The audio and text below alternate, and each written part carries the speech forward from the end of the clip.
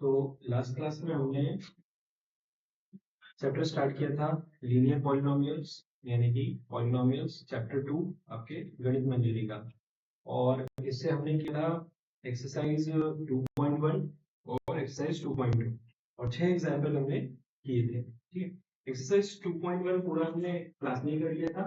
Exercise 2.2 से question number 1 और question number 2 मैंने आपको होमवर्क में दिए थे, तो चेक कर लो। सबसे पहले क्या आपने सभी ने ये होमवर्क किया है? अगर किया है तो चेक करो। क्वेश्चन नंबर 1 जो था उसमें आपको पॉलिनोमियल दिया हुआ था, ये एक अननोन पॉलिनोमियल था, इसका नाम नहीं दिया हुआ। तो क्या सभी ने आपने एक नाम सपोज किया और फिर इस तरह से आपने निकाले p of 0, p of -1, p of 2, तीन पार्ट्स है, तीनों की वैल्यू ये आनी चाहिए। और उसी तरह से क्वेश्चन नंबर 2 चेक कर लो क्या आपकी वैल्यू ये आ रही है। जल्दी से करेंगे सब लोग अपनी कॉपी में, है ना। और उसी तरह ये देखना है, आप खुद अपनी कॉपी में चेक करेंगे क्या ये वैल्यू सही आ रही है आप सबकी। जल्दी जल्दी चेक करेंगे। तो अगर आपने ये सॉल्व किए हैं, है ना, तो आपकी वैल्यू फर्स्ट वाले क्वेश्चन में तो तीनों की सही आ रही होगी। ठीक है, सेकंड वाले में हो सकता है इसकी सही आ रही हो, इस वाले की और इस वाले में आपको दिख रही हो। तो यहाँ पर सॉल्व किया हुआ है, सॉल्व किया हुआ देख सकते हो कि आपने कहाँ मिस्टेक की। ठीक, एस की वैल्यू आपको क्या डालना थी? -3 डालना थी। यहाँ पे -3 का स्क्वायर या -3 माइनस माइनस प्लस हो जाएगा। अगर आपने यहाँ मिस्टेक करी है सही कर लो, है ना। तो यहाँ पर -3 का स्क्वायर है, ठीक है। ये वाला जो आप देख रहे हो यहाँ पर क्या है, -3 का स्क्वायर है, तो वो 9 हो जाएगा, +9, 9 7 63, इसलिए पॉजिटिव 63। अगर आपने यहाँ नेगेटिव ले लिया है तो वो गलती है आपकी, ठीक है, तो उसको सही कर लो। तो यहाँ पर अलग अलग तरह की गलती हो सकती है। आपसे आंसर 81 आना चाहिए, नहीं आ रहा है तो चेक कर लो। उसी तरह से ये वाला चेक कर लो, इसका आंसर 102 आना चाहिए, ठीक है। अगर आपने होम चेक कर लिया है तो हमने लास्ट क्लास में एक्सरसाइज 2.1 2.2 तक पूरा कर लिया था। आज हम आगे बढ़ेंगे। पेज नंबर 21 आप निकालो आपकी एनसीईआरटी में, ठीक है। अगर अगर आप में से किसी का आंसर नहीं आ रहा है तो 2 मिनट इसको पॉज करके और आंसर ले आओ, चेक कर लो, उसके बाद आगे बढ़ जाएंगे। कोई जल्दी नहीं है ना, अच्छे से देख लो कि ये बेसिक चीज है, ये आना चाहिए सभी को, ठीक है। चलो, तो अगर हो गया है तो फिर हम आगे बढ़ते हैं। बुक निकालते, पेज नंबर 21, मैथमेटिक्स कहाँ गई आपकी Ganit Manjari, second chapter, page number 21।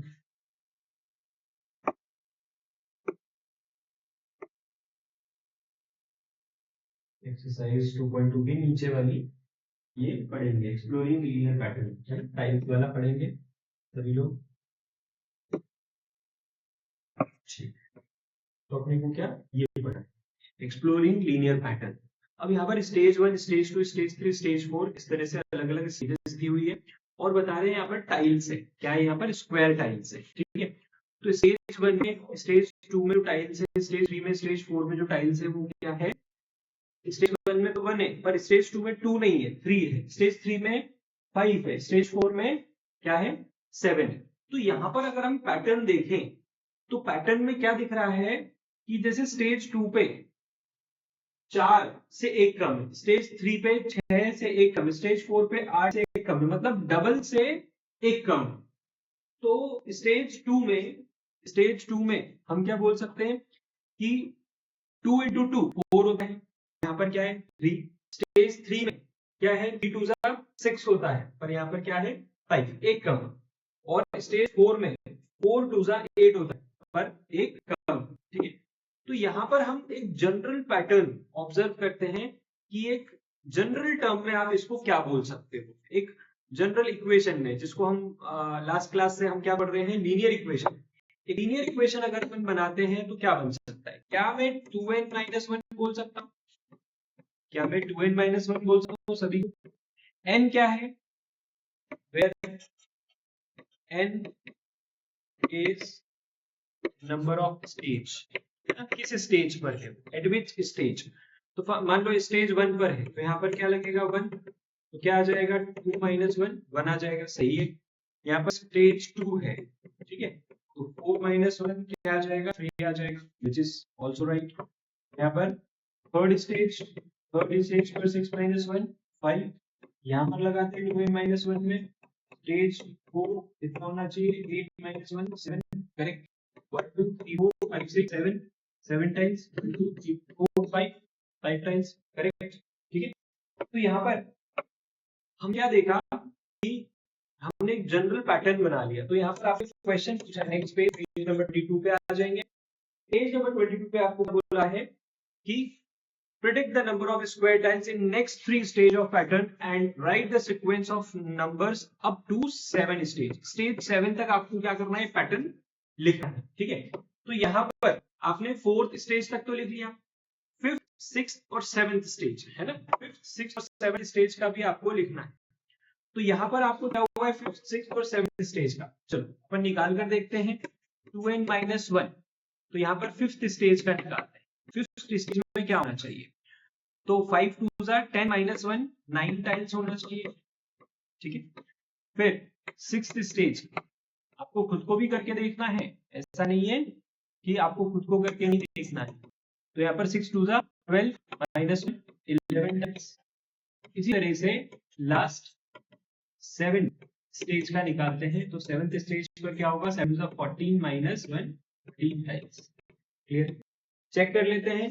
5th stage पर 9 टाइल्स, 11 टाइल्स और 13 टाइल्स, सही आया हमारा। क्लियर है, तो यहाँ पर आपको यही पूछा था और इन्होंने भी क्या बताया है, वही बताया है, क्या, लीनियर पॉलिनोमियल। एक जनरल टर्म बोलते हैं, जनरल एक्सप्रेशन बोल सकते हो। ठीक है, इसको क्या बोल सकते हो, एक लीनियर पॉलिनोमियल बोल सकते हो, एक लीनियर एक्सप्रेशन बोल सकते हो, लीनियर फंक्शन भी बोल सकते हो। ठीक है, और क्या भी बोल सकते हैं, जनरल एक्सप्रेशन बोल सकते हैं हम general expression. To find out, जो भी गिवन सिचुएशन में हमें पूछा है उसको फाइंड करने के लिए हमने एक जनरल एक्सप्रेशन यहाँ पर लिखा है। कोई दिक्कत, ठीक है, इसको अच्छे से पढ़ लेना। तो इसमें यही लिखा हुआ है, हम इसको लीनियर रिलेशनशिप भी बोल सकते हैं। ठीक है, नेक्स्ट क्वेश्चन यहाँ पर क्या पूछ रहे हैं हमसे, थिंक एंड रिफ्लेक्ट जितने भी है ना आपको इस बुक में, गणित मंजरी में, ये सारे क्वेश्चंस हैं। ठीक है, तो आपको अपने को लाइन से सभी चीजें लगानी है, थिंक एंड रिफ्लेक्ट दिया हुआ है, सब लगाना है। अब यहाँ पर आपको क्या बोला है, using the expression 2n minus 1 can you find out how many tiles will be there in the 15th stage and 26th stage of the pattern। तो 15th stage 26th stage पे निकालना है। Also which stage contains 21 and 41 tiles। ठीक है, तो सबसे पहले ये करते हैं, फिर सेकंड, थर्ड ये, फोर्थ ये, एक एक करके सॉल्व करते हैं। चलो थोड़ा सा इसको साइड में कर देते हैं और यहाँ पर सॉल्व करते हैं। ठीक, बातचीत नहीं करना है आपस में, है? इधर ध्यान, इधर होना चाहिए पूरा, सबको देख रहा हूं मैं। तो यहाँ पर थिंक एंड रिफ्लेक्ट का ये वाला जो है, इसको हम सॉल्व करते हैं। बताओ, सबसे पहले 2n माइनस 1 क्या बोला है, कौन सी स्टेज, 15th स्टेज, n की वैल्यू 15 है, तो क्या हो जाएगा, 15 2 30 माइनस 1 क्या आ जाएगा, 29 टाइम्स। फिर सेकंड वाला क्या बोल रहा है, 26th स्टेज। 26th स्टेज मतलब n की वैल्यू 26, 26 का डबल 52 माइनस 1 कितना हो जाएगा, 51 टाइम्स। कोई दिक्कत यहाँ तक किसी को। अब थर्ड वाले में हमें क्या किया है, आपको बोल दिया 21 टाइल्स है और 47 टाइल्स है, तो इसका मतलब 21 is equal to 2n minus 1। Number of tiles इस बार आपको दे दी और स्टेज निकालना है कि कौन सी स्टेज होगी। ठीक है, तो 21 is equal to 2n minus 1। तो यहाँ पर हम क्या करेंगे, प्लस 1 यहाँ कर देंगे 52 बाय, तो ये कौन सी 11th स्टेज आ गई, क्या गई कि 11th स्टेज पर इतनी टाइल्स होगी, कितनी, 21 टाइल्स। इसी तरह से 47 टाइल्स का बोला है अपने से, 47 टाइल्स कौन सी स्टेज पर होगी, 47 प्लस 1 12, तो क्या आ गया हमारे पास 48 और y की वैल्यू क्या आ गई 20, यहाँ पर क्या बोलेंगे हम 20 स्टेज 20 स्टेज पर कितनी टाइल्स होगी, 47 टाइल्स। समझ में आए अच्छे से, तो जितने भी थिंक एंड रिफ्लेक्ट है इसको हल्के में नहीं लेना है ना। इसके पहले जो आपको एनसीईआरटी की आदत थी, है ना, जिनको घट प्रकाश की आदत है 8 क्लास से, उनको पता है कि कहीं से भी कुछ भी क्वेश्चन आ सकता है। बट जो लोग वही एनसीईआरटी पढ़कर आए हैं 8 से 9 में, वो लोग ध्यान रखें ये सभी क्वेश्चन है, थिंक एंड रिफ्लेक्ट जितने भी है ये सब क्या है, क्वेश्चन। चलिए आ जाते हैं 11th एग्जाम्पल नंबर 7 पर। एग्जाम्पल नंबर 7 पर आ जाते हैं। एग्जाम्पल नंबर 7 ये रहा, बेला बेला वाला। पढ़ेंगे इसको ध्यान से अच्छे से। आंसर नहीं देखा है, ठीक है, आपको क्वेश्चन पढ़ना है, आंसर नहीं देखना है। सभी लोगों को एनसीईआरटी लाने का कहा था लास्ट क्लास में भी, कुछ लोग एनसीईआरटी नहीं लेकर आए। गंदी बात है, आप पड़ोसी को परेशान करते हो। बोर्ड पे देख लो, कोई बात नहीं, बोर्ड पर क्वेश्चन आपको दिख रहा है, ठीक है। क्या है question? Bella has ₹100 for pocket money, she spend ₹5 every day. 100 रुपए है बेला के पास, पॉकेट मनी क्या है उसके पास? 100 रुपए है। वो हर दिन 5 रुपए खर्च करती है। After how many days she will be left with only ₹40। तो उसके पास 40 रुपए कब बचेंगे? तो सबसे पहली बात, उसके पास 100 रुपए। तो यहाँ पर हम क्या बनाते हैं? एक लीनियर एक्सप्रेशन बनाते हैं, लीनियर इक्वेशन बनाते हैं। चलो, तो टोटल 100 रुपए है और हर दिन वो 5 रुपए खर्च करती है। तो यहाँ पर हम क्या बोल सकते हैं? 100 minus 5n। n is number of days, जितने नंबर ऑफ डेज वो खर्च करेगी वो है। तो हमारे पास एक जनरल इक्वेशन, लीनियर इक्वेशन बन गई, लीनियर रिलेशनशिप आ गई, 100 माइनस 5n, ठीक है। अब यहाँ पर पूछा है how many days, after how many days she left with ₹40। तो 40 रुपीज कब तक चलेगी, है ना, मतलब 40 रुपीज कब बचेंगे, कितने दिन तक वो 5-5 रुपए खर्च करेगी तो 40 रुपीज बचेंगे। तो हमने क्या कहा कि रिमेनिंग, यहाँ पर रिमेनिंग अमाउंट का हमने क्या बनाया था? एक एक्सप्रेशन बनाया कि रिमेनिंग अमाउंट उसके पास कितना होगा? 100 minus 5n। n is number of days, क्या था? Number of days, clear. तो यहाँ पर आपको बताया कि 40 रुपीज कब तक बचेंगे उसके पास। तो क्या किया हमने? यहाँ पर हमने किया 40 equal to 100 minus 5n।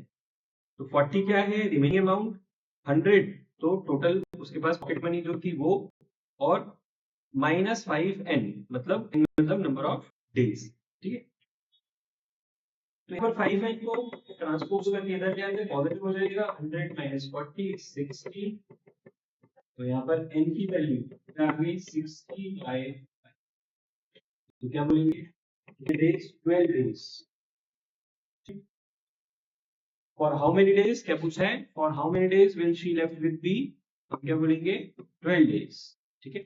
After 12 days she left with ₹40। अगर 5-5 रुपए खर्च करते गए बेला, है ना, तो 12 दिन के बाद उसके पास 12वां दिन जो है 12th डे खर्च करने के बाद उसके पास जो बचेगा वो क्या बचेगा? ओनली ₹40, ठीक है। आई कि नहीं बात समझ में? तो यहाँ पर आपको दिया हुआ भी एक टेबल में कि 0 डे पर उसके पास 100 रुपीज के, फर्स्ट डे 5 रुपए खर्च किए, 9 रुपए बचे, सेकंड थर्ड फोर्थ डे, इस तरह से आपको टेबल गिवन है। आपसे पूछा क्या है कि उसके पास 40 रुपए कब बचेंगे, तो हमने निकाला आफ्टर 12 डेज। नेक्स्ट क्वेश्चन देखते हैं क्या पूछा है हमसे थिंक एंड रिफ्लेक्ट में। ये आपको दिया हुआ है, जिस तरह से हमने किया उसी तरह से दिया हुआ है ना, देख सकते हो आप। थिंक एंड रिफ्लेक्ट में पूछा है what amount will be left on 15th day. 15th day पर क्या अमाउंट बचेगा उसके पास, ठीक है। तो यहाँ पर हम वही इक्वेशन 100 माइनस 5n का यूज करेंगे। यहाँ पर n की वैल्यू क्या लेंगे? n की, ठीक है। यहाँ पर हमारे पास क्या आ जाएगा? 100 माइनस 75 इज ₹25 ओनली, क्लियर। तो आंसर क्या होगा? हाउ मेनी, इस वाले का आंसर होगा ₹25। How many days will it take for the entire amount to be spent? तो पूरा अमाउंट स्पेंड करने के लिए हमको पता है बहुत अच्छे से क्या, 100 को अगर 5 से डिवाइड करो तो 20, तो 20 दिन में पूरे पैसे खत्म हो जाएंगे, ठीक है। आज बात समझ में? तो हाउ मेनी डेज का आंसर क्या है? हाउ मेनी डेज का आंसर है 20 डेज, क्लियर। तो इसमें दो क्वेश्चन आपसे पूछे थे, पहला क्वेश्चन ये पूछा था, दूसरा क्वेश्चन आपसे ये पूछा। कोई प्रॉब्लम किसी को? समझ में आया अच्छे से? इनको आ गया? अच्छी बात, नहीं आया एक बार फिर से देख लो, बहुत ही आसान था। क्या पूछा था हमसे कि बेला 5-5 रुपए खर्च कर रही है, 100 रुपए उसके पास 5-5 रुपए खर्च कर रही है, ठीक। तो आपको एक क्वेश्चन तो यहाँ पूछा था, क्लियर? एग्जाम्पल नंबर 7 पे थिंक एंड रिफ्लेक्ट में दो क्वेश्चन पूछे थे, देख लो अच्छे से।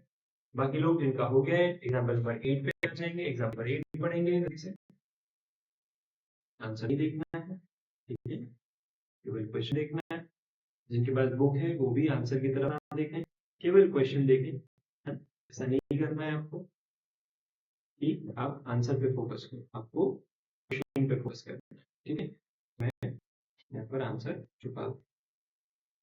बोले N auto rickshaw fair starts at ₹25 and remains the same for the initial 2 kilometre. तो ऑटो रिक्शा वाला क्या कर रहा है, 25 रुपए ले रहा है, स्टार्टिंग में ओनली 25 रुपीज ले रहा है और सेम रहेगा फेयर, कब तक? 2 किलोमीटर तक सेम फेयर रहेगा। देन इट इंक्रीजेस बाय ₹15 पर किलोमीटर, और फिर वो इंक्रीज होगा 15 रुपए पर किलोमीटर से। What will be the fair of travelling 10 kilometre? यहाँ पर क्वेश्चन खत्म हो गया, यहाँ से आपका सॉल्यूशन है, ये नहीं देखना चाहिए, है ना, आपको केवल इतना इतना देखना है, ये आपका क्वेश्चन, इसको फोकस करो, इसको देखो। चलो इसको सॉल्व करने के लिए इसको साइड में करते हैं, है ना, और यहाँ पर सॉल्व करते हैं साइड। तो आपसे क्वेश्चन नंबर 8 में क्या बोला है कि ऑटो रिक्शा वाला स्टार्टिंग में 25 रुपीज लेता है, उसमें 2 किलोमीटर कवर है, और फिर पर किलोमीटर का चार्ज क्या है? 15 रुपए। तो टोटल अगर 10 किलोमीटर जा रहे हैं तो क्या चार्ज लगेगा? तो यहाँ पर हम मान लेते हैं क्या, टोटल फेयर, टोटल फेयर ही बोल देते हैं हम, क्या बोल देते हैं? टोटल फेयर, मतलब टोटल किराया कितना लगा वही बोल देते। टोटल फेयर को मैं एक वेरिएबल लेने वाला था, बट फिर देन आई थॉट कि ऐसा नहीं करना चाहिए, हम क्या ले लेते हैं, इसको ऐसे ही ले लेते हैं, ठीक है। तो यहाँ पर हमने क्या माना, ये टोटल फेयर में 25 रुपीज जो है वो क्या है, स्टार्टिंग के 2 किलोमीटर उसमें कवर, ठीक है। आप जैसा कि देख रहे हो स्टार्टिंग के 2 किलोमीटर जो है, स्टार्टिंग के 2 किलोमीटर ये 25 में कवर है। जैसे हमने क्या किया, एक ओला को बुलाया, उबर को बुलाया, तो वो कोई ऐसा चार्ज नहीं लेते कि एक फिक्स चार्ज है ही सही, है ना। बट मान लो अगर ऐसा हो कि हमने रैपिडो ऑर्डर कर लिया, ओला ऑर्डर कर लिया, उबर को बुलाया, बुक की हमने, तो क्या होगा अगर वो ऐसा बोले क्या कि आप 25 रुपीज पे करो, स्टार्टिंग के 2 किलोमीटर कवर है इसमें, अगर आप 2 किलोमीटर से कम गए और वापस आ गए आपके घर से निकलने से लेकर आपके घर वापस आने तक ओनली 2 किलोमीटर होता है अगर, तो केवल हम 25 रुपीज चार्ज लेंगे, इससे ज्यादा चार्ज नहीं करेंगे। तो हम 2 किलोमीटर घूम फिर कर आ गए, तो क्या वो 25 रुपीज से ज्यादा लेगा? नहीं लेगा, ठीक है। बट अगर हम 2 किलोमीटर जरा सा भी ज्यादा गए, 2.1 भी गए, तो वो कितने 50 रुपीज पर किलोमीटर के हिसाब से चार्ज करेगा, ठीक है। यहाँ पर हम क्या कर सकते हैं, इक्वेशन बना सकते हैं, बनाए इक्वेशन, चलो इक्वेशन बनाते हैं। 25 जो कि फिक्स चार्ज है एक तरह से, प्लस क्या लगेगा 15 इंटू कितने किलोमीटर आप गए वो, ठीक है। तो यहाँ पर हम क्या कर रहे हैं, कितने किलोमीटर गए उसको के ले लेते हैं, है ना, के एम की जगह के ले लेते हैं। तो के किलोमीटर हमने ट्रैवल किया कितना, के किलोमीटर, ठीक है, इंटू के। बट आपको ये ध्यान रखना है कि पहले के 2 किलोमीटर तो इसके अंदर कवर्ड है, इसका मतलब टोटल जितने भी किलोमीटर गए -2 कर देंगे। ऐसा समझ में? एक बार फिर से देखते हैं, देखो ध्यान से सुनो, कॉन्सेंट्रेट करो। आपको क्या बोला है, ये ऑटो रिक्शा है ना? और ऑटो रिक्शा क्या कर रहा है, 25 रुपए चार्ज कर रहा है, 25 रुपीज चार्ज कर रहा है, और ये फिक्स चार्ज एक तरीके से, क्योंकि क्या लिखा है इन ऑटो रिक्शा फेयर स्टार्ट्स, मतलब ये तो मिनिमम अमाउंट हो गया ना, starts at ₹25 and range the same, और सेम रहेगा इनिशियल 2 किलोमीटर। मतलब ये जो 25 है इसमें 2 किलोमीटर क्या है, कवर्ड, 2 किलोमीटर तक कवर्ड है ये 25 के अंदर, ठीक है। That increases by ₹15 पर किलोमीटर। इसके बाद क्या लगेगा? 15 रुपए लगेगा। मतलब 15 रुपए जो लगेगा वो तीसरे किलोमीटर से लगना स्टार्ट होगा, ठीक है। फिर चौथे किलोमीटर पर 15 इंटू 2, पांचवें किलोमीटर पर 15 इंटू 3, छठे किलोमीटर पर 15 इंटू 4, ठीक है। तो यहाँ पर हमें क्या करना पड़ेगा? यहाँ पर हम बोल रहे हैं टोटल कितना आप ले, तो हमने सोचा कि हम कितना चले, किलोमीटर चले या x किलोमीटर, जो भी आपको लेना है आप ले सकते, ठीक है। तो फिक्स चार्ज आपने क्या पे किया? 25। फिक्स चार्ज आपने 25 पे किया, और फिर यहाँ क्या दिख रहा है आपको? 15 इंटू k-2। तो 15 कौन है? पर किलोमीटर का चार्ज। कब? तीसरे किलोमीटर से। तो पहले दो हमने क्या कर दिए? माइनस कर दिए। फॉर एग्जाम्पल हम 10 किलोमीटर जाना चाहते हैं, ठीक है।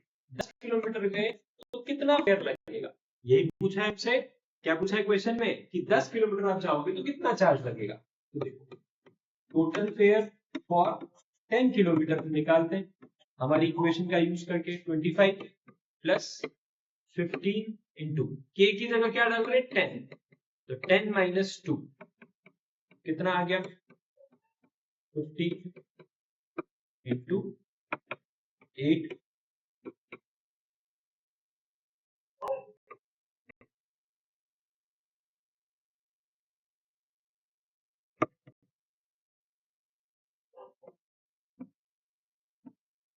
No, 120, sorry 145। तो कितना आ गया? फेयर आ गया ₹145। समझ गए कि नहीं समझ गए? क्लियर है अच्छे से?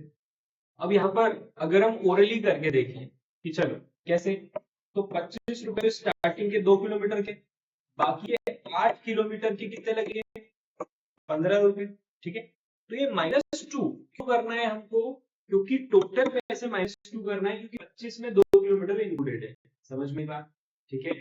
तो आप ओरली अगर करते हो तो माइनस कर लेते हो, बट यहाँ पर अपने को क्या बनानी है? लीनियर इक्वेशन बनानी है, ठीक है। हमेशा ध्यान रखो, आपको हर क्वेश्चन में लीनियर इक्वेशन बनाना पड़ेगी, और लीनियर इक्वेशन मतलब क्या? General equation. समझ गए कि नहीं समझ गए? तो यहाँ पर इसको जनरल इक्वेशन बोल सकते हैं क्या? नहीं, आप इसको जनरल इक्वेशन नहीं बोल सकते। आपको इसको क्या करना पड़ेगा? सॉल्व करके जनरल इक्वेशन के फॉर्म में लाना पड़ेगा। कैसे? देखो, यहाँ पर आपके पास जो टोटल फेयर वाली इक्वेशन आई है वो क्या है? 25 प्लस 15 k-2, ठीक है। इसको आप जब और सॉल्व कर देखो तो आपके पास आ जाएगा 15 k-30, ठीक है। और क्या आ जाएगा? ये 15 k-5। तो इसे बोलेंगे हम एक जनरल इक्वेशन। ये होगी एक रियलिटी में कैसी इक्वेशन? General equation. समझ गए कि नहीं समझ गए? क्लियर है सभी को? तो 15k-5 आपके पास एक जनरल इक्वेशन आई। देखते हैं बुक की तरफ जाते हैं। बुक में आपको क्या n लेकर किया हुआ है? 15n-5, ठीक है।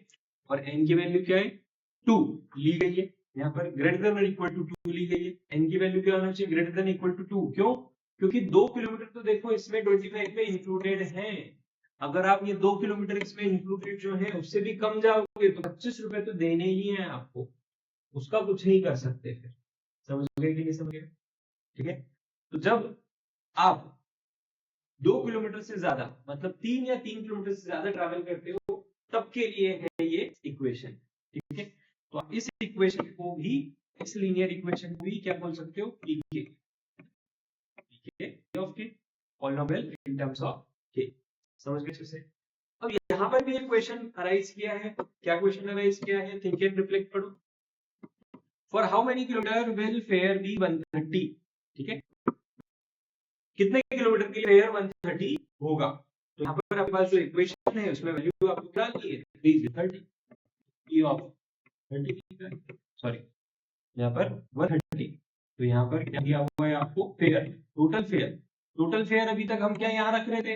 अब टोटल फेयर आपने दिया 130, और आपके पास इक्वेशन तो है ही सॉल्व करेंगे।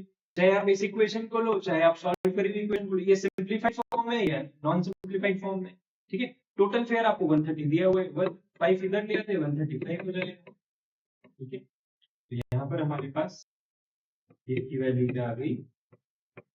9, ठीक है। प्रॉब्लम किसी को, तो यहाँ पर k की वैल्यू 9 आई है,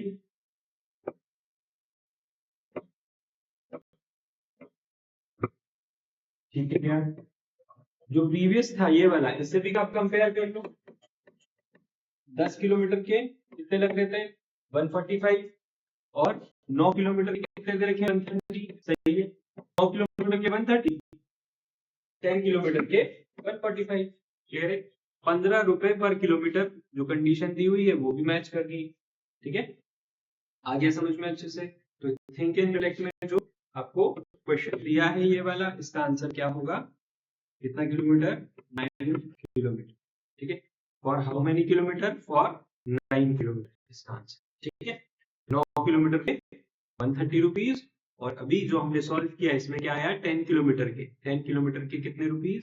यहाँ पे भी आंसर लिख देते हैं, इसका आंसर क्या आया? ₹140, ठीक है? तो जो 15 रुपए पर किलोमीटर है ये भी आप यहाँ से क्या कर सकते हो? चेक कर सकते हो, सही है, ठीक है? अब यहाँ पर आपको नेक्स्ट आगे बढ़ते हैं, एक्सरसाइज 2.3 पर आते हैं। एक्सरसाइज 2.3 पहला क्वेश्चन पढ़े।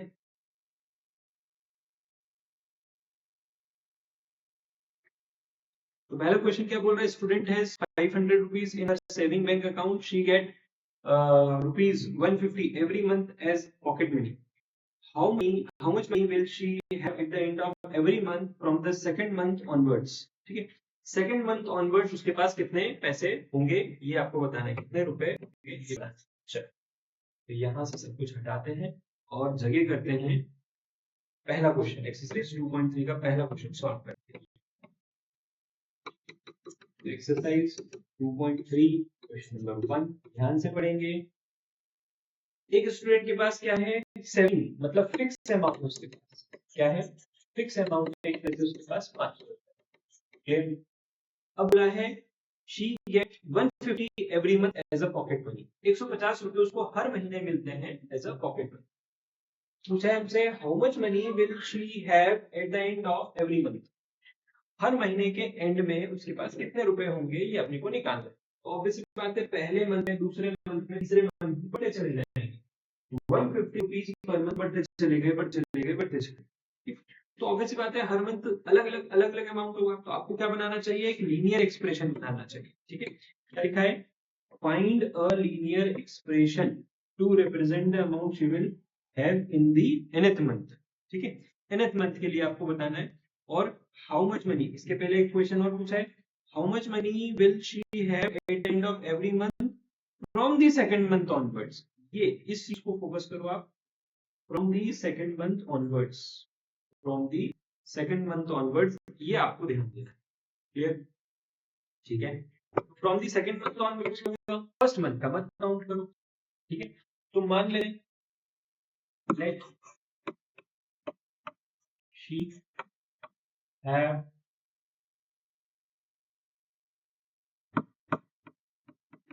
Total amount the y rupees, उसका टोटल क्या है? y रुपीज है। तो इक्वेशन क्या बना सकते हैं हम? y is equal to 500 fix amount है, देखो उसका बैंक है, ठीक है? और 150 हर महीने मिल रहा है उसको, ठीक है? तो n नंबर ऑफ मंथ के लिए अगर उसको मिलता है, क्या मिलता है? n नंबर ऑफ मंथ के लिए मिलता है। यहाँ पर लेट क्या लिख सकते हैं हम?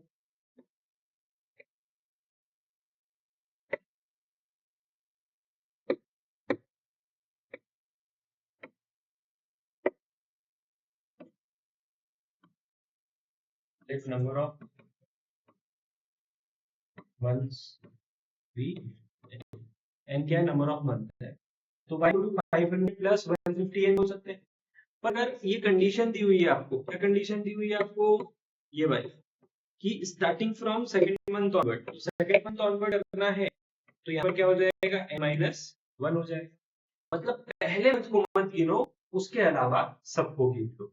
समझ गए कि नहीं समझ गए? क्लियर है? तो यहाँ पर आपको बोला है find linear expression to represent the amount she will have in nth month. तो nth मंथ में उसके पास कितने पैसे होंगे? तो टोटल अमाउंट मतलब ये, तो total amount she will have is equal to what? Fix amount plus every month उसको जो मिल रहा है वो। क्लियर है? पहले मंथ का भूल जाओ, पहले मंथ का भूलो, ये मैं नहीं बोल रहा हूँ, क्वेश्चन बोल रहा है क्या, from the second month onwards. ये वाली लाइन ने क्या बोला कि सेकंड मंथ से आप गिनना शुरू करो, फर्स्ट मंथ का भूल जाओ। ठीक है, तो यहाँ पर उसके पास टोटल रुपीज जो थे बैंक में वो 500 रुपीज थे, उसको हमने फिक्स बोला, एवरी मंथ उसको 150 रुपीज मिल रहे हैं, तो हमने क्या बोला कि y is equal to 500 plus 150 and minus 150। ठीक है, तो अगर उसको कैलकुलेट करें तो 151 तो 500 में से 150 गए 350 प्लस 150 एंड ये आपके पास आएगी इक्वेशन। चलो चेक करते हैं कि ये सही है या नहीं। अच्छा ये तो एक्सरसाइज है, इसमें तो आंसर ही नहीं होंगे, कोई बात नहीं। ठीक है, तो ये आंसर क्या होगा, सही y की वैल्यू यानी कि टोटल फेयर कितना होगा, टोटल अमाउंट के पास जो है इतना होगा। क्लियर? चलो नेक्स्ट क्वेश्चन पे आगे बढ़ते हैं, क्वेश्चन नंबर 2 पर आए। A rally starts with 120 members, each are 9 member drop out, है ना। एक रैली स्टार्ट हुई, टोटल 120 मेंबर थे, टोटल 120 मेंबर थे, हर घंटे क्या हो रहा है, 9 मेंबर कम हो रहे हैं। हर घंटे अगर 9 मेंबर कम हो रहे हैं तो यहाँ पर हम क्या बोलते हैं, क्या कि रिमेनिंग मेंबर को हम मान लेते हैं y। ठीक, इसको थोड़ा छोटा करते हैं और साइड में कर देते हैं ताकि हम क्वेश्चन सॉल्व कर पाए side. Question number 2, let total members remaining members भी y मान लेते हैं, y मेंबर्स। तो y is equal to what, 120 थे माइनस क्या होता जा रहा है, हर घंटे 9 मेंबर कम हो रहे हैं, तो माइनस 9 बोल देंगे। ठीक है, तो यहाँ पर n क्या है, तो वापस से हम n को यहाँ सब्स्टिट्यूट कर लेते, पहले n को सपोज कर लेते, लेट नंबर ऑफ आवर्स भी n। ठीक है, यहाँ पर हमने क्या इक्वेशन बनाई थी, y is equal to 120 minus 9n। कोई प्रॉब्लम? ठीक है, तो y हो गया हमारे पास टोटल मेंबर्स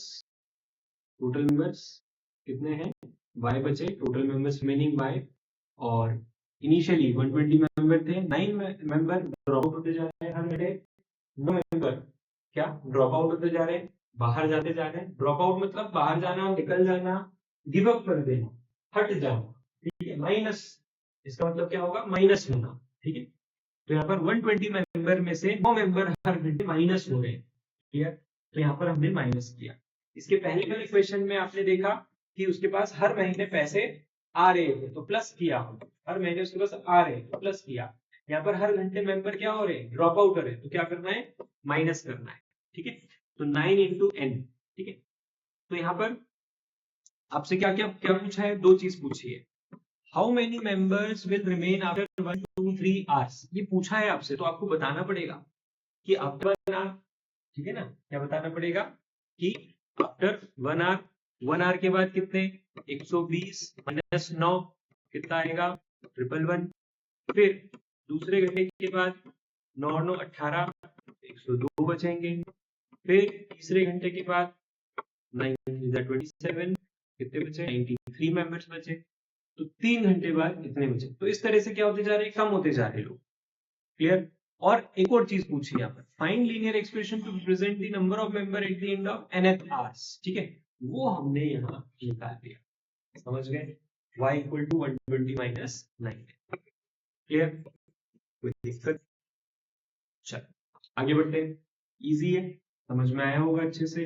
ड्रॉप आउट होना मतलब माइनस होना, ड्रॉप आउट होना मतलब निकल जाना, तो 120 में से क्या होगा, माइनस होगा। कितने माइनस हो रहे हैं, 9 9 के मल्टीपल में। ठीक है, 9 9 के ग्रुप में 9 9 के मल्टीपल में माइनस हो रहे हैं, निकल रहे हैं जो वो 9 9 के मल्टीपल में निकल। समझ गए कि समझ गए? ठीक है, चलो आगे बढ़ते हैं। ये था क्वेश्चन नंबर 2। थर्ड क्वेश्चन पढ़ते हैं। सिमिलर क्वेश्चन ही है ये सब, है ना, सब क्वेश्चन सिमिलर ही है, पढ़ना है और करना है। सेकंड वाला का है, थर्ड वाला देखते हैं। क्वेश्चन नंबर थर्ड में बोल रहे हैं suppose the length of rectangle is 13 centimetre. Length of rectangle क्या है? Fix 13। Find the area if breadth, breadth क्या हो रही है? वेरी कर रही है। देखो ब्रेथ वेरी कर रही है। तो find the linear pattern representing the area of rectangle. सबसे पहले तो आप क्या कर लो, सबसे पहले तो एरिया निकाल रहे हैं, है ना? ठीक है, आपको क्वेश्चन नंबर 3 सॉल्व करते हैं। तो इन्होंने क्या दिया हुआ है? लेंथ दी हुई है, लेंथ कितनी हुई है? 13 सेंटीमीटर। अब फर्स्ट पार्ट में क्या बोल रहे हैं कि विड्थ कितनी है? 12। विड्थ अगर 12 है तो एरिया रेक्टेंगल हम जानते हैं क्या होता है? Length into width. तो लेंथ 13 दी हुई है और विड्थ 12 है, तो यहाँ पर अपना कितना आ गया? मल्टीप्लाई करके 156 सेंटीमीटर है, मीटर है, सेंटीमीटर स्क्वायर। सेकंड वाले में क्या बोला है? क्या निकालो? Length into width. Length fix है 30, विड्थ कितनी है सेकंड पार्ट में? 10, तो आगे 130 सेंटीमीटर स्क्वायर। ठीक है, तो पहले पार्ट में आपने को क्या दिया हुआ है? Area, area length into width. तो यहाँ पर लेंथ कितनी? 30, विड्थ कितनी दी हुई है आपको? 8, तो 13 इनटू 104 सेंटीमीटर स्क्वायर। ठीक है, तो पहला पार्ट मतलब ये 3 पार्ट हुए। अब इसके बाद क्या पूछा है? इसी बात का देखते हैं क्या पूछा है हमसे। Find the linear pattern representing the area of rectangle. मतलब लीनियर इक्वेशन पूछ रहे हैं। क्या पूछ रहे हैं? लीनियर इक्वेशन बना के। ठीक है, तो लीनियर इक्वेशन कैसे बनेगी? जो डेटा दिया हुआ है उसी से बनानी है। देखो यहाँ पर लीनियर इक्वेशन कैसे बना सकते हैं? यहाँ पर हम बोल सकते हैं कि एरिया, एरिया को हम y ले लेते हैं। ठीक है, मतलब area is equal to length into width. तो एरिया को हम ले रहे हैं y, और लेंथ आपको क्या दी हुई है? फिक्स है 30, और विड्थ आपको फिक्स है क्या? नहीं, तो आपके पास क्या आ गया? एक लीनियर एक्सप्रेशन आ गया, y इक्वल टू 3। कोई दिक्कत है समझ में अच्छे से? तो इस तरह से हम क्या बना सकते हैं? लीनियर इक्वेशन बना सकते हैं। हमारी लीनियर इक्वेशन क्या आ गई? y equal to 13। y क्या है? y है area, area of rectangle is y। Clear? और लेंथ 13 और विड्थ b। ठीक, क्वेश्चन नंबर 14 पे आते हैं। सेम टाइप का है, पढ़ेंगे अच्छे से। Suppose the length of rectangular box is 7 centimetre and width is 11। जिन्होंने नोट नहीं किया है नोट करेंगे क्वेश्चन नंबर 3। ऐसा नहीं है कि केवल पढ़ते जाना है, मूवी नहीं चल रही है कोई, आप थिएटर में नहीं बैठे हो कि केवल आप सॉल्यूशन देखोगे और हो जाएगा। नोट करना है, इसे सॉल्व करना है। तो जिन लोगों का नहीं हुआ है वो लोग थोड़ा सा लेक्चर को रोक के और पहले नोट करेंगे और फिर आगे करेंगे। समझ गए?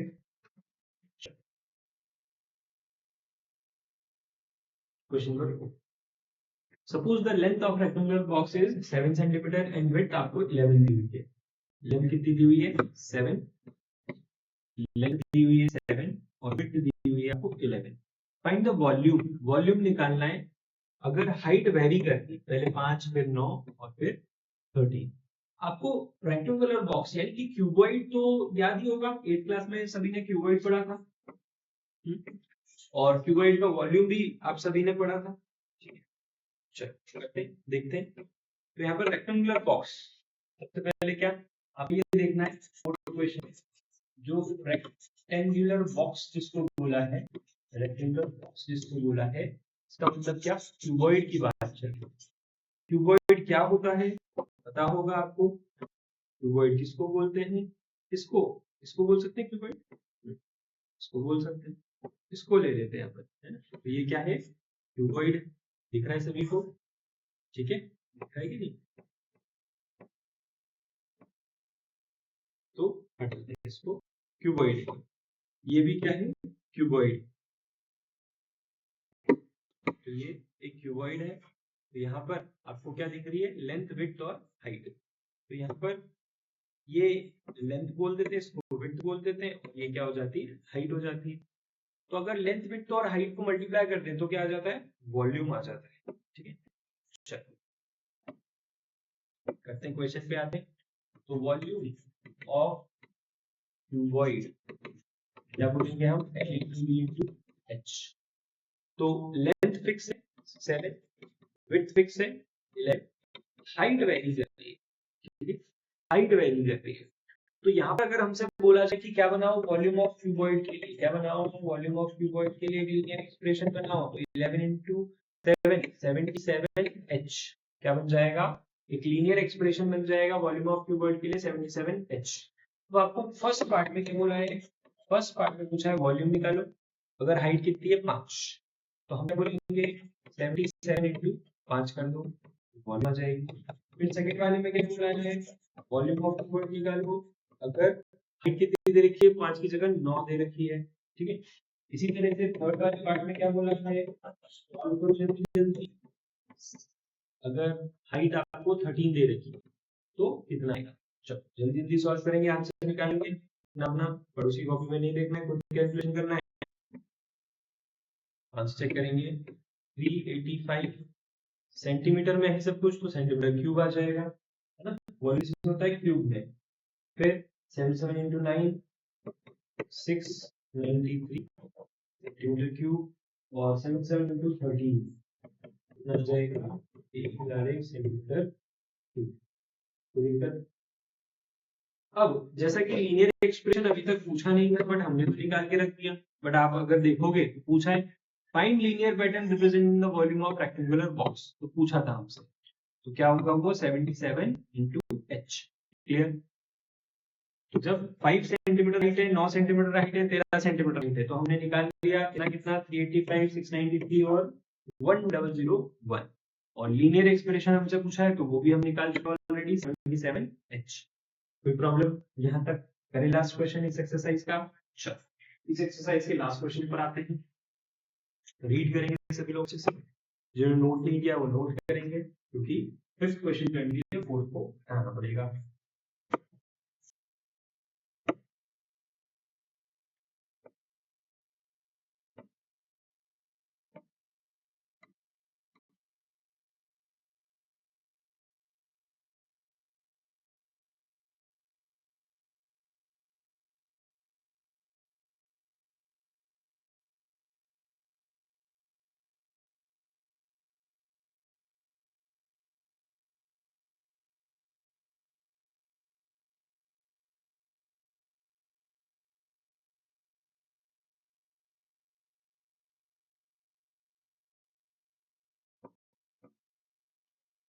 इस क्वेश्चन पर आते हैं, late the number of pages left be y, y मान लेते हैं नंबर ऑफ पेजेस लेफ्ट, ठीक है। तो यहाँ पर हम क्या एक्सप्रेशन बना सकते हैं, y is equal to total pages कितने 500 पेजेस है ना, कितने पेजेस की बुक है, Sarita is reading a book 500 pages, तो 500 पेजेस की बुक पर सरिता हर दिन वो 20 पेजेस रीड करती है, ठीक है। तो रिमेनिंग कितने पेज बचेंगे 15 दिन के बाद, तो y क्या मान लेते हैं, नंबर ऑफ पेजेस लेफ्ट, तो y is equal to 500 minus हर दिन 20 पेज, और कितने दिन पढ़ा उसने 15 दिन पढ़ा, ठीक है। तो यहाँ पर हम क्या किया, सॉल्व करने की कोशिश करते हैं, 300 आंसर क्या आ गया 200 पेजेस लेफ्ट आफ्टर 15 डेज, ठीक है क्या। तो यहाँ पर आपसे क्या पूछा है, यही पूछा है,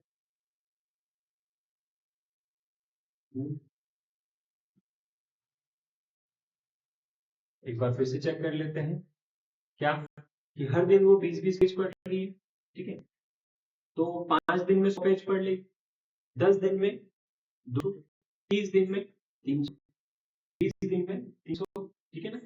तो यहाँ पर उसने 20 दिन में क्या किया 300 पेज पढ़ लो, तो अगर आप इसको ऐसे सोच के भी करते हो, है ना, अगर आप इसको ऐसे सोच के भी करते हो तो क्या यहाँ पर 300 आ रहा है और रिमेनिंग पेजेस कितने हैं 200 आ रहे हैं, क्लियर है सभी अच्छे से। अब यहाँ पर आपसे क्या भी पूछा है, एक और चीज पूछी है, ध्यान से देखो, express this as a linear pattern, मतलब लीनियर इक्वेशन बनाना है, लीनियर पैटर्न लीनियर रिलेशनशिप, इसका मतलब क्या होता है, आपको एक लीनियर इक्वेशन बनानी है। तो लीनियर इक्वेशन कैसी बनेगी, pages left is equal to 500 minus 20 into n, n is number of days, ठीक है। y क्या है, नंबर ऑफ पेजेस लेफ्ट, और n क्या है, नंबर ऑफ डेज, ठीक है। तो y is equal to 500 minus 20n, ये आपकी एक लीनियर इक्वेशन आ गई। क्लियर, कोई दिक्कत? अगर इसी इक्वेशन को देकर आपसे पूछते हैं कि बताओ कितने दिन बाद 100 पेज बचेंगे, कितने दिन बाद आपके 160 पेजेस बचेंगे, तो आप इजीली क्या कर सकते हो, निकाल सकते हो। ठीक है, क्या आगे बात समझ में अच्छे से? ठीक है, आगे बढ़ते हैं फिर। Next topic, linear growth and linear decay. Next topic पर आते हैं, linear growth and linear decay. तो यहाँ पर जैसा कि आपको दिख रहा है topic, linear growth and linear decay. तो लीनियर ग्रोथ मतलब क्या और लीनियर डिके मतलब क्या?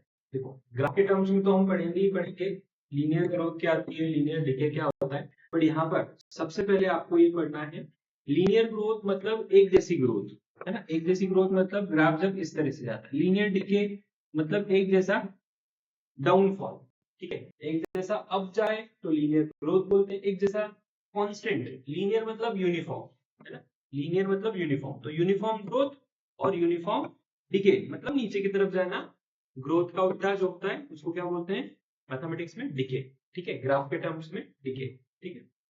आप उसको लॉस भी बोल सकते हो, अगर हम प्रॉफिट एंड लॉस के टर्म्स में बात करें तो लीनियर प्रॉफिट, लीनियर लॉस, ठीक है, इस तरह से भी बोल सकते हो।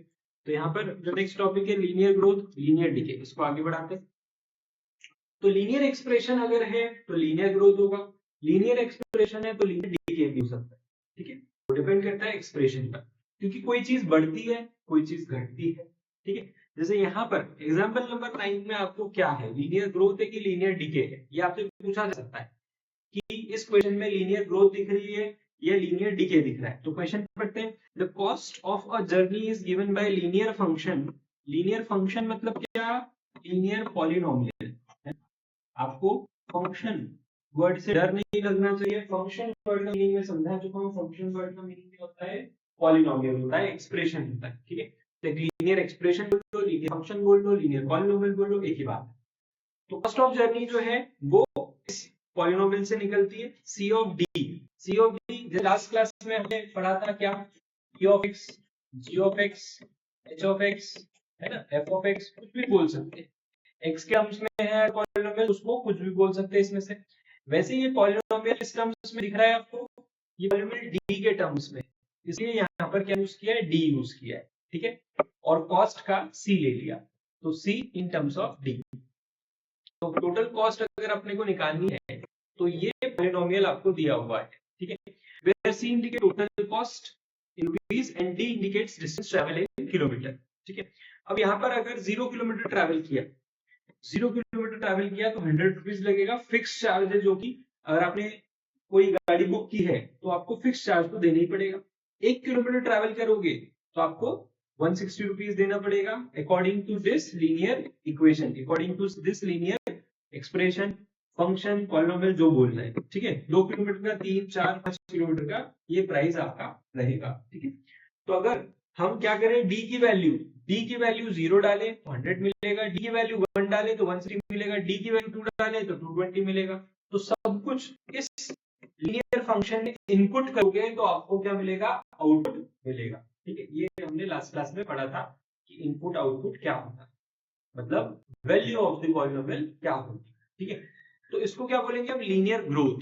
क्यों, क्योंकि जितना ज्यादा ट्रैवल करोगे उतना ज्यादा पैसा बढ़ेगा, चार्ज लगेगा आपको। तो अगर ये टैक्सी वाले की बात करें तो इसकी क्या हो रही है, ग्रोथ हो रही है, यानी कि पैसा क्या हो रहा है, देखो बढ़ता जा रहा है, बढ़ता जा रहा है, बढ़ता जा रहा है। तो इसको क्या बोलेंगे, लीनियर ग्रोथ। तो पॉलिनोमियल किसको बिलोंग करता है, लीनियर ग्रोथ को बिलोंग करता है, ठीक है। अब इसी पॉलिनोमियल से आपको एक क्वेश्चन पूछा है, ये रहा, थिंक एंड रिफ्लेक्ट में पढ़ेंगे। What is the cost for travelling 15 kilometre, what is the cost for travelling 15 kilometre for how many kilometre. तो 15 किलोमीटर के लिए कितना कॉस्ट लगेगा ये निकाल लेते हैं। तो इसके लिए क्या करना है, आपको दिया हुआ है function C of D is equal to 100 plus 16 into क्या करना है, 15 करना है। इसको सॉल्व करेंगे, वैल्यू निकालेंगे जल्दी से।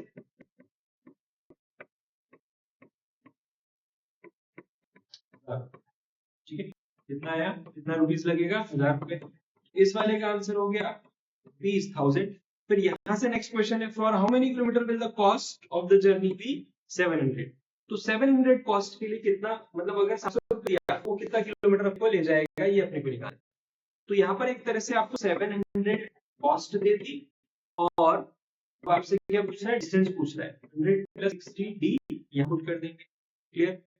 तो यहाँ पर हम इसको सॉल्व करके निकाल सकते हैं। 100 इधर हो जाएगा तो ये बन जाएगा 600, हो जाएगा 60 600 के नीचे चला जाएगा तो ये वैल्यू आएगी 10 किलोमीटर। ठीक है, तो ये वाले का आंसर क्या हो गया, 10 किलोमीटर। समझ गए कि नहीं समझ गए? तो थिंक एंड रिफ्लेक्ट में आपको दो क्वेश्चन पूछे, what is the cost of travelling rupees, cost of travelling 15 kilometre, तो हमने लिखा रुपीज 1000। और फिर नेक्स्ट क्या था, for how many kilometre the cost of journey 700, तो वो हमने निकाल के था 10 किलोमीटर। समझ गए कि नहीं समझ गए? क्लियर है अच्छे से सभी को? चलो आगे बढ़ते हैं, नेक्स्ट एग्जांपल पे जाते हैं, एग्जांपल नंबर 10। चलें, चलो पूछा है यहाँ पर एग्जांपल नंबर 10 में, the height of water in a cylindrical tank. एक सिलिंड्रिकल टैंक है, साइड में बना देता हूं मैं ताकि आपको इमेजिन हो जाएगा। एक सिलिंड्रिकल टैंक है जिसकी हाइट आपको क्या दे रखी है, the height of water in the cylindrical tank is 3 metre. तो वाटर की हाइट दी हुई है कि वाटर क्या हुआ है, यहाँ तक का भरा हुआ है वाटर, कहाँ तक भरा हुआ है, 3 मीटर तक वाटर भरा हुआ है सिलिंड्रिकल टैंक में। यहाँ तक कितना इतना वाटर भरा हुआ है सिलिंड्रिकल टैंक। अब समर में वाटर बढ़ता है कि खाली होता है? समर में क्या होता है, इवेपोरेशन, गर्मी की वजह से, इवेपोरेशन की वजह से क्या होता है, पानी खाली होता है।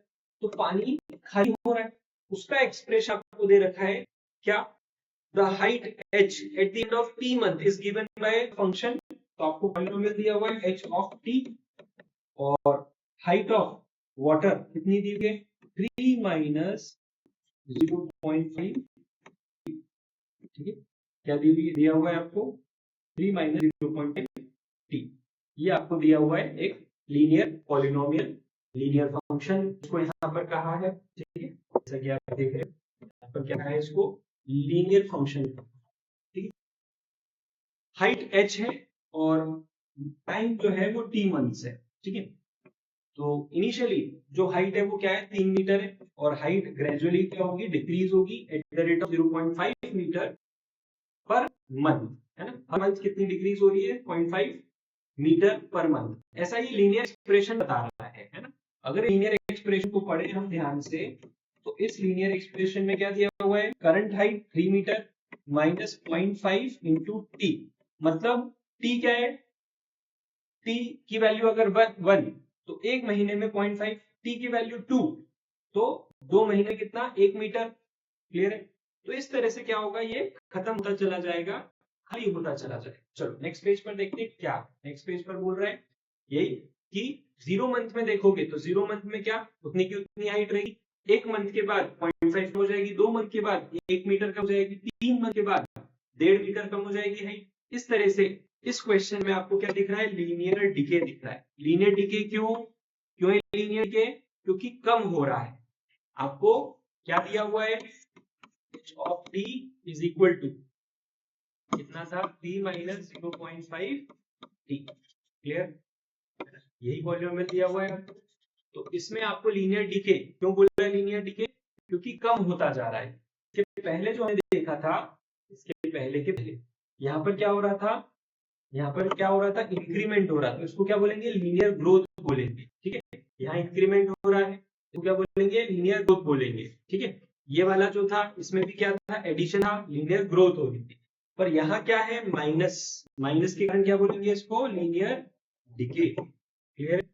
जिसे टूथ डिके होता है, तो टूथ डिके में डिके मतलब क्या, कम होना, है ना। आपका टूथ क्या होता है, सड़ जाता है, खराब हो जाता है, तो इनेमल खा जाते हैं कौन, बैक्टीरिया कीड़े जो दांतों में कीड़े लगते हैं आपके, वो क्या करते हैं, डिके करते हैं। डिके मतलब क्या करते हैं, खा जाते हैं, कम करते हैं। ऐसे यहाँ पर लीनियर डिके मतलब क्या कर रहे हैं, कम कर रहे हैं।